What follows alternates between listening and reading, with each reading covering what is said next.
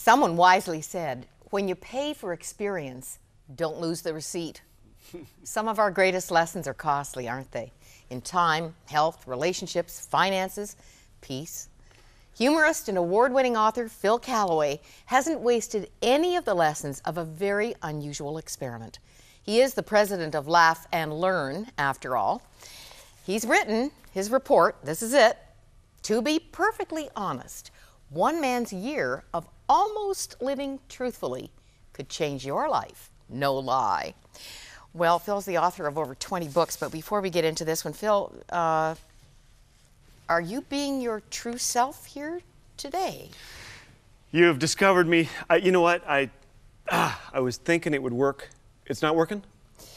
Unless you want to join a rock band. Okay. Well, I better come clean. I've got to be honest. Very little hair in our family.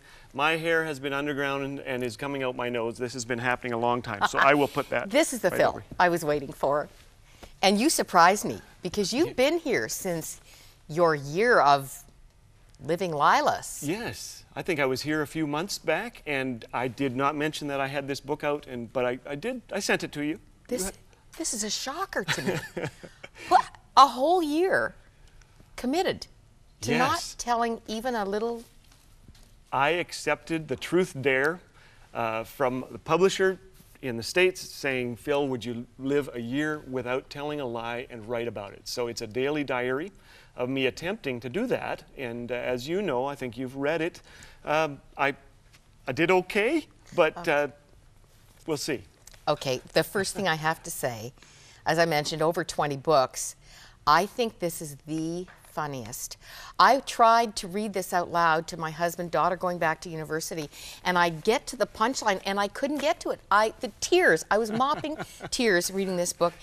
And I think it's funny because it's true, because you actually did and said and didn't say and told us why you didn't say, and I guess it's also very convicting, as all of your work is. I hope it is. You know, Moira, I think I'm a little bit tired of us being unreal, of us living a lie in the church. I'm a person who's been to church all my life, and I found out it was a place where as long as I looked right, I didn't wear a wig like that one, as long as I looked right and said the right things, I was okay. But deep within me, there were things that I wanted no one to know, including God, as if I could hide it from Him. And so I think this was a very good exercise in actually writing down some of these things and coming clean and being very honest about them. And the responses I'm getting from people seem to indicate that they're taking up that challenge too.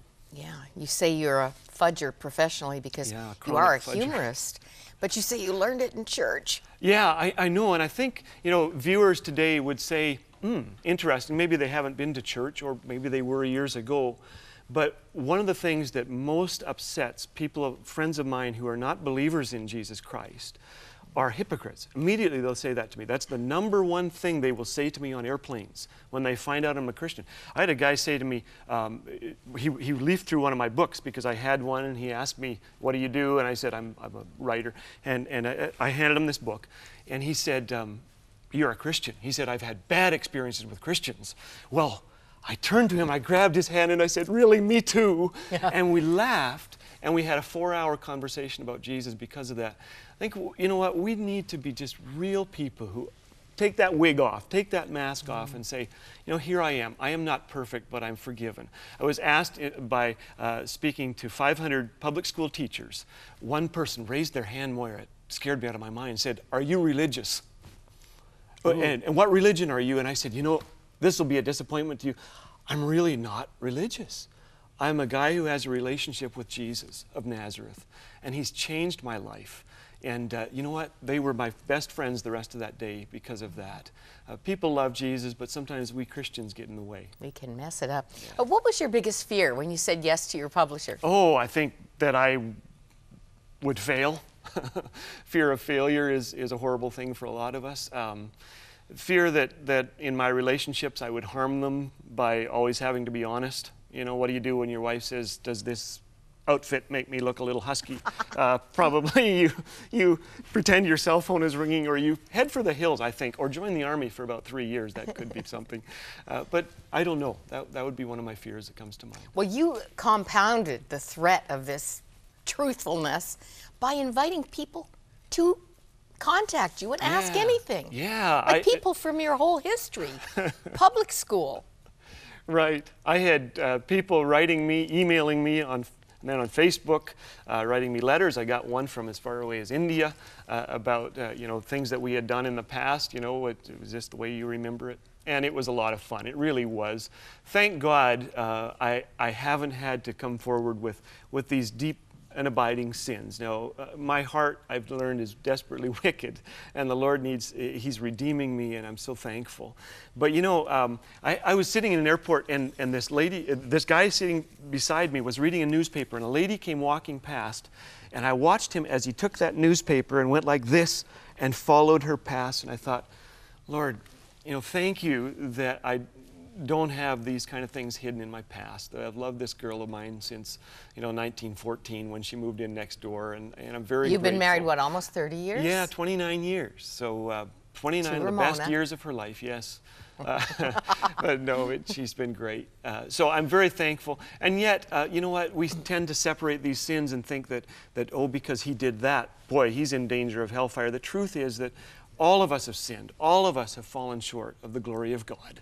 And so that comes out in this book. Well, one of the, I don't know if this is your worst liar moment, Jim Carrey movie moment here, but I howled over Ramona's overcooked peas. Yes. I think the color was a bit yellow instead of green.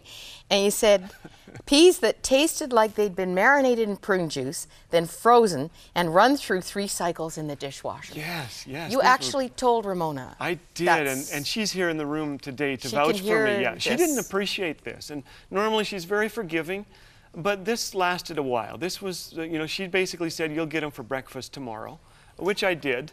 And then I made the mistake. I can't remember exactly how I put it, but I said, what did I say about Jesus? I'll tell you what, would you serve the peas if Jesus were visiting? Yes. This was my great theological moment. And what did she say? She said, I don't think he would eat them. Yeah, he loves Jesus me. would eat the peas. So it was at that point that I realized, she's right. Arguing with your wife is like trying to blow out a light bulb. An electric one, and it just, especially when you're wrong. So did you feel you had to say every truthful thing on your heart? Yeah, for a while. And you know what, I finally came up with an acronym that saved me, and I think is see what you think. It's for think. So is it true, is the T, which the P's were. Okay, they were bad. I mean by anyone's. Is it helpful? Oops. You didn't get to the H before you told Ramona. No, I didn't. About this. So is it helpful? Will it inspire her? And maybe to cook them differently next time. I hope so. Is it necessary? And then am I kind about it? So some people that I know, they just delight in speaking the truth to everybody. Hey, you don't look so good. What? You look tired today, and you've put on a few pounds. You know what? We don't need to do this. Christians need to be known for our love. We need to be truth tellers, but we need to be known above all for our love.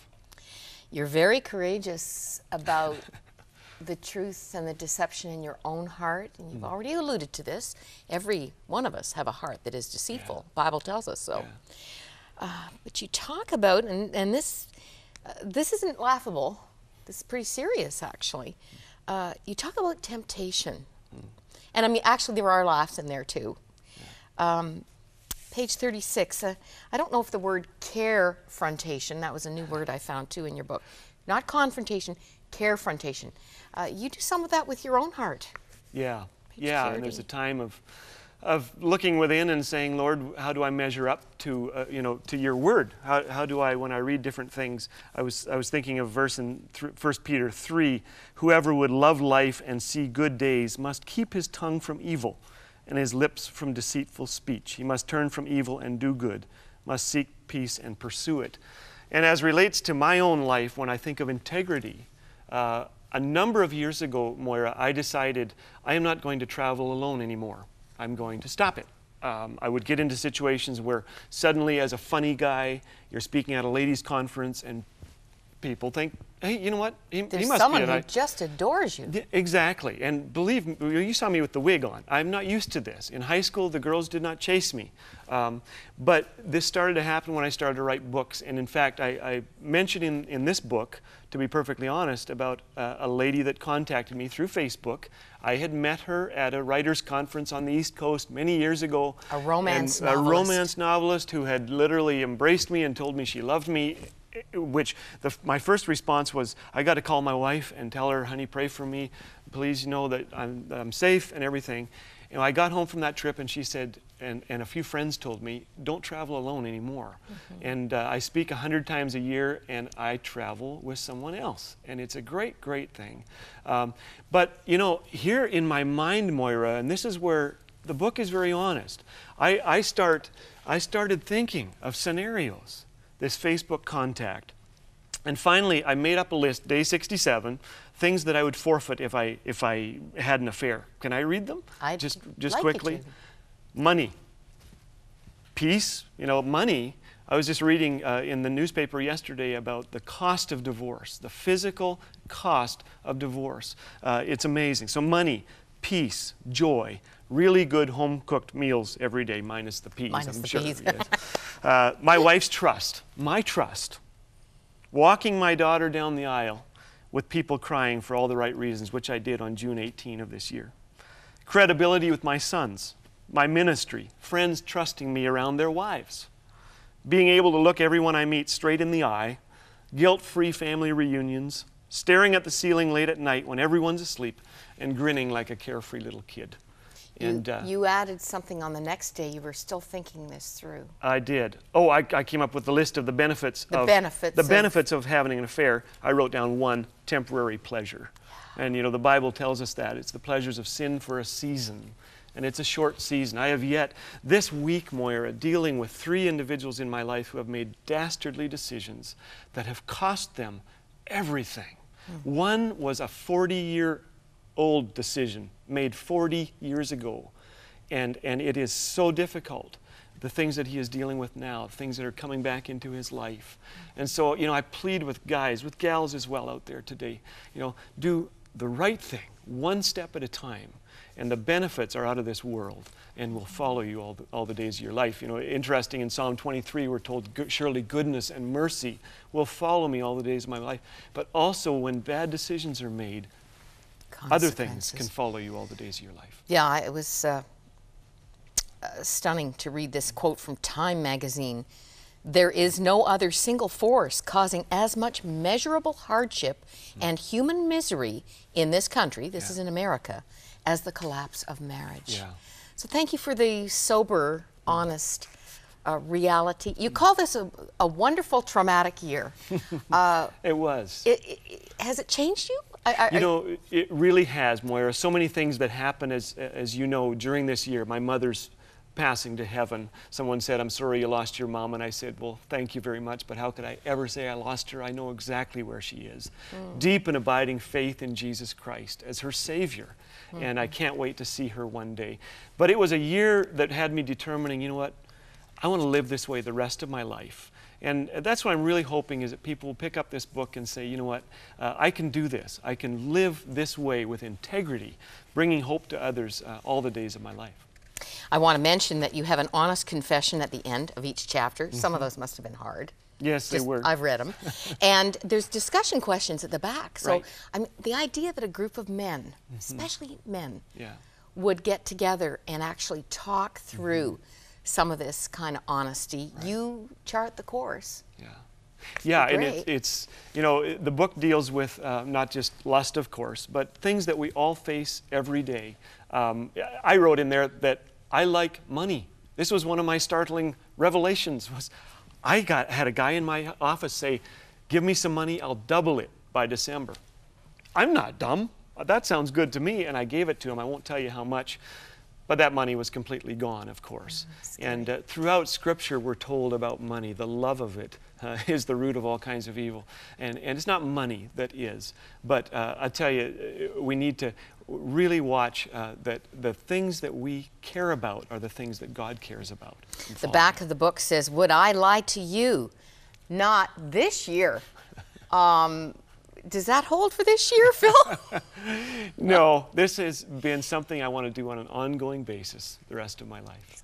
Do you think your wife, Ramona, I know you're busy over there, would you be willing to just come and sit here? You look great, and I know this is totally a surprise. I just want people to have the picture I'd like that. of the woman who is so wonderful. It doesn't matter what color those peas come out. I just want them to see your life partner of just about 30 years.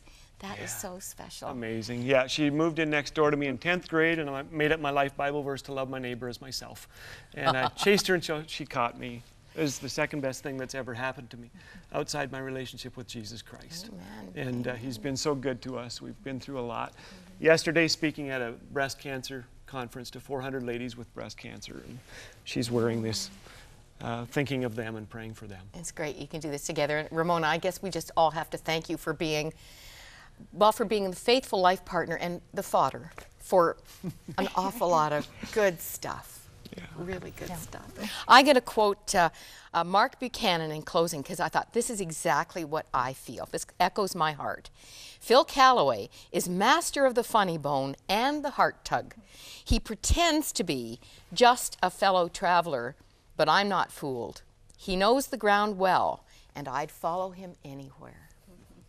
This will reach your heart, it'll impact your life, and oh please, if you need a laugh therapy, that's always guaranteed with a Phil Callaway book. To be perfectly honest, one man's year of almost living truthfully could change your life, no lie. God bless you both. Thank you, Moira. Thank you. We'll be back. It wasn't me. I'm fine. That looks good on you. We should do lunch sometime. Have you ever told a lie? Phil Callaway is no stranger to daunting challenges. When an editor at a large publishing house called asking me to write a book, I was flattered. I want you to see if you can tell the whole truth, nothing but the truth for an entire year and keep a diary. I said, I'm sorry, you're breaking up on this end. 12 months later, Phil's journal was crammed with success, near success, and outright failure. To Be Perfectly Honest is a collection of humorous and often moving stories that will leave you with one question. How would your life change if you were sold out to the truth with no exceptions? To Be Perfectly Honest, we'd like to send a copy of this book to you as a thank you for your ministry support. Write to us, order online at crossroads.ca, or call 1-800-265-3100.